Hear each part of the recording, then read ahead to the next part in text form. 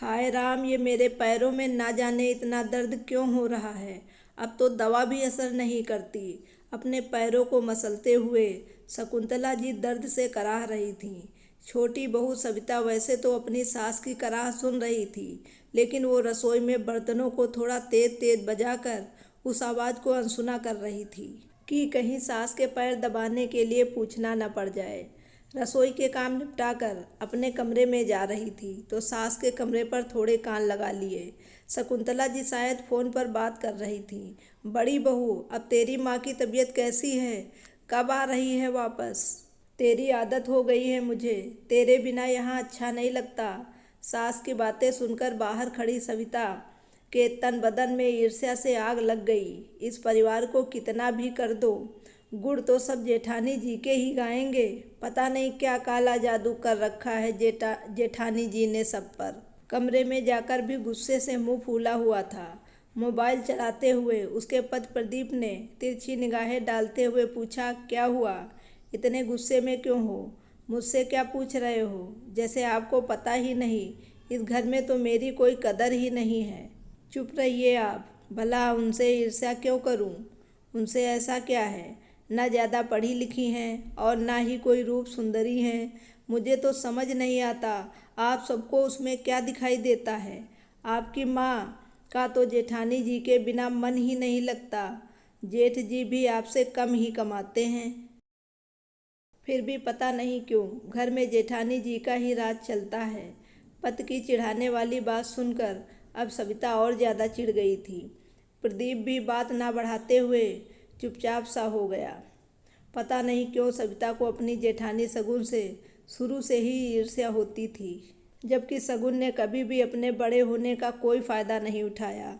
शगुन सविता से भी छोटी बहन की तरह व्यवहार करती थी, लेकिन सबकी जुबान पर जब शगुन का नाम होता था तो ये बात उससे बर्दाश्त नहीं होती थी। सुबह का सूरज चढ़ गया था, लेकिन सविता ने अभी तक बिस्तर नहीं छोड़ा था। ससुर जी चाय के लिए बार बार रसोई की ओर देख रहे थे। शकुंतला जी ने जैसे तैसे चाय बनाई और पूजा करने बैठ गईं। घंटी की आवाज़ सुनकर प्रदीप ने सविता को झकझोरते हुए उठाया। सविता, कितनी देर हो गई और तुम अभी तक सो रही हो? माँ पूजा भी करने लगी है। सविता ने बोला। हाँ तो क्या हो गया? आपकी माँ जल्दी उठ जाती हैं तो मैं क्यों अपनी नींद खराब करूं? इस घर में चैन से सो भी नहीं सकते। झल्लाते हुए सविता बोली और पैर पटकते हुए बाथरूम की ओर चल पड़ी। नाश्ते में उसने सिर्फ पोहा बनाकर रख दिया। शकुंतला जी ने देखा तो प्यार से समझाते हुए बोली, छोटी बहू, तुम्हारे ससुर जी को सुबह सब्जी रोटी खाने की आदत है। सगुन बहू तो रोज़ रोटी सब्जी बनाती है। इतना सुनते ही सविता बोल पड़ी, जेठानी जी को बस वही बनाना आता होगा। समय के साथ इंसान को अपनी आदत भी बदल लेनी चाहिए। जेठानी जी चाहे कुछ भी बना दें, सब चुपचाप खा लेते हैं। सारा भेदभाव बस मुझसे ही होता है इस घर में। शकुंतला जी ने आगे कुछ नहीं कहा, लेकिन उन्हें सविता का ऐसा कहना अच्छा नहीं लगा। उन्होंने खुद ही अपने पति के लिए 2 रोटी बना दी। अगले दिन सविता की ननंद आ गई। आते ही पूछने लगी, अरे माँ, सगुन भाभी अभी तक नहीं आई क्या?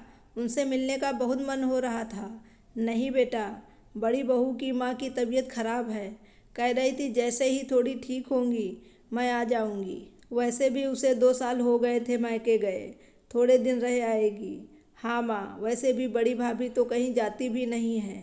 इस बार सविता भाभी आ गई हैं तो ऐसा लगता है वो निश्चिंत होकर मायके गई हैं। मुस्कुराते हुए ननंद कंगना बोली। 2 दिन बाद कंगना वापस जा रही थी तो शकुंतला जी सविता से बोली, छोटी बहू कंगना ससुराल जा रही है। कोई साड़ी भी अभी मेरे पास लाई हुई नहीं है। सगुन होती तो अपने आप सब देख लेती। यदि तुम्हारे पास कोई अच्छी साड़ी हो तो अपनी ननंद के लिए दे दो। माँ जी, मेरे पास तो मेरी माँ की दी हुई साड़ी है। वो साड़ी तो माँ ने मेरे लिए दी है। आप दीदी को पैसे दे दीजिए। सविता मुंह बनाते हुए बोली। रहने दो भाभी, मुझे कुछ नहीं चाहिए, मैं तो बस मिलने आई थी, कहकर कंगना ने बात को टालना चाहा। शकुंतला जी को सविता से ये उम्मीद न थी। वो आज बोल पड़ी, छोटी बहू, तुम हमेशा कहती हो ना कि मैं तुम में और सगुन में फ़र्क करती हूँ। हर वक्त सगुन बहू क्यों करती हूँ?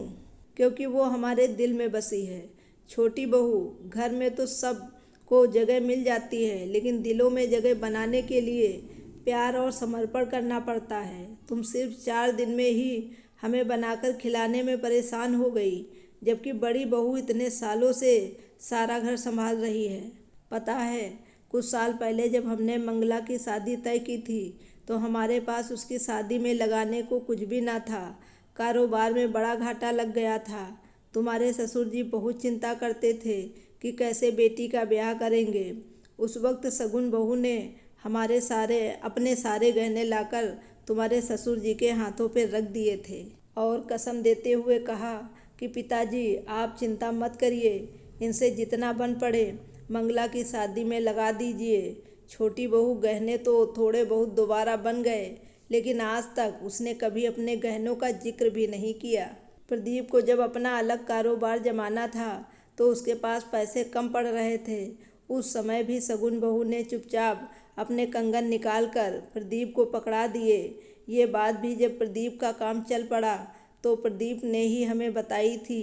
मैं ये नहीं कह रही कि तुम उससे अपनी बराबरी करो, लेकिन बहू, परिवार में सब एक दूसरे के पूरक होते हैं, एक दूसरे का मान सम्मान करते हैं, तभी एक परिवार खुशहाल परिवार होता है। नहीं तो परिवार को बिखरने से कोई नहीं रोक सकता। ये सब सुनकर सविता की नज़रें झुक गईं। उसके पास बोलने को शब्द नहीं थे। सविता के दिल से सगुन के प्रति ईर्ष्या खत्म हो गई। अगले दिन सगुन मायके से वापस आ चुकी थी। उसे देखकर सबके चेहरे पर खुशी छा गई।